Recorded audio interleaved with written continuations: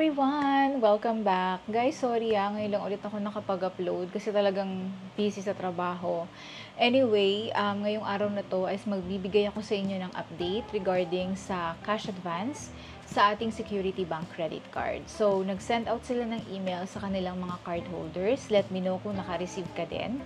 So, kung hindi pa, please stay tuned to this video para ma-discuss natin at ma-inform ka kung ano ba tong bagong update, and especially kung palagi ka nagka-cash advance or magka-cash advance ka pala. So without further ado, let's begin. So effective April 30 daw, 2025, cash advance limit will be updated to 40% of your total credit limit.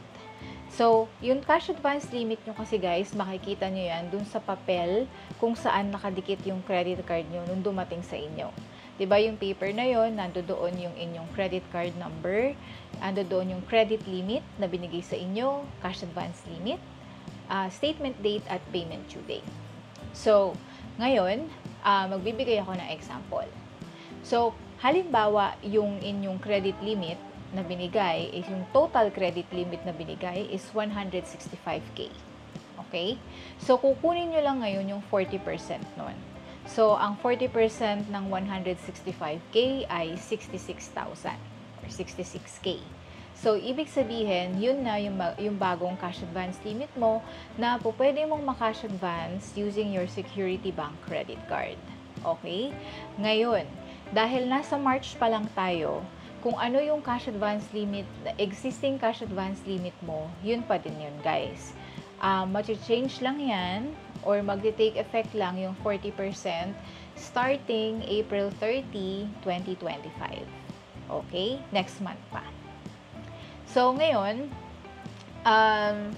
yung cash advance na tinutukoy ko ay yung cash advance na withdrawal sa ATM gamit yung Security Bank credit card mo.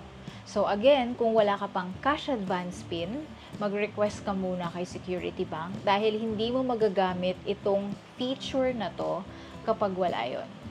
Okay? So, now, kapag magka-cash advance ka na, I highly suggest maghanap ka talaga ng Security Bank na ATM. Kasi kapag sa other ATM ka, other banks, no, na ATM ka, nag-cash advance, mas malaki yung babayaran mong mga charges. So, explain ko yan later.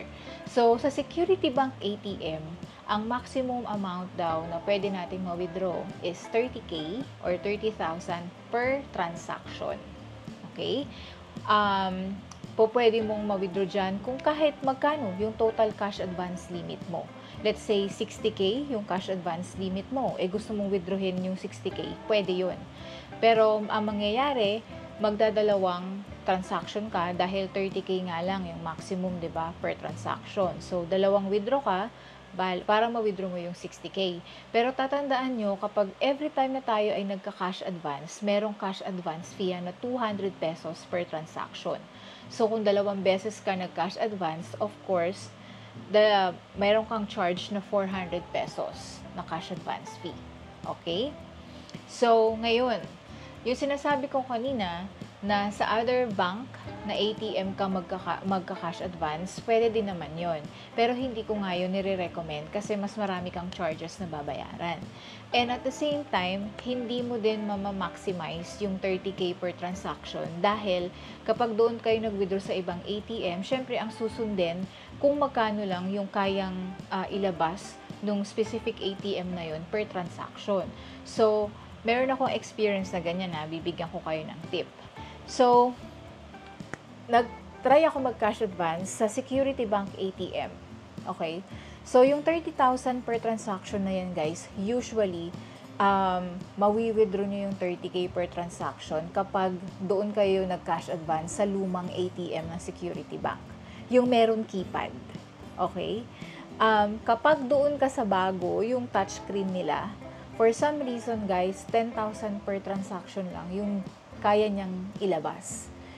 Ilang ATM na yung sinubukan ko dito sa lugar namin, pero 10K lang talaga per transaction yung nailalabas niya. Pero kapag doon kayo nag-withdraw sa may keypad na machine, yun, 30K talaga yung maximum amount na kaya niyang ilabas per transaction. So, I highly suggest kung makakita kayo ng Security Bank ATM na may keypad, doon kayo mag-cash advance. Okay? Pero guys, based sa experience ko yan, hindi ko alam baka sa ibang lugar na merong Security Bank ATM na touchscreen na, baka doon nakakapag-withdraw yung iba ng 30K per transaction, pero sa case ko kasi 10K lang talaga. Okay?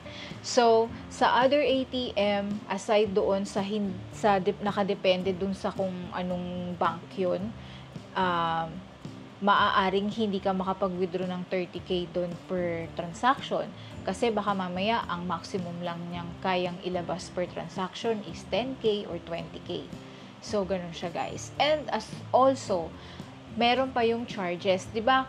Sa debit card, kapag nagwi-withdraw tayo sa ibang bangko, may 18 pesos or 13 pesos na extra charge. Ganun din dito sa cash advance, guys. At mas malaki pa.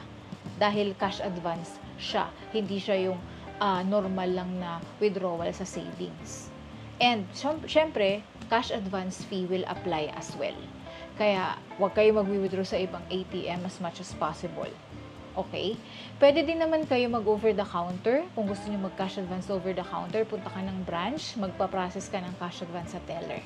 Pero ang downside is 30,000 lang yung pwede mong ma-cash advance per day and mas malaki yung cash advance fee, which is 500 pesos. Okay? So, nasa sa inyo yan guys, whichever you prefer. Okay? So, next nilang in-update is cash advance transactions may be declined at any time based on the evaluation of your account. So, parang self-explanatory to guys. Okay? And matagal na rin itong nilang ini-implement eh. Siguro gusto lang talaga din nilang i-reiterate na kailangan kapag nagplano ka na mag-cash advance, dapat in good standing yung iyong credit card. Syempre, di ba?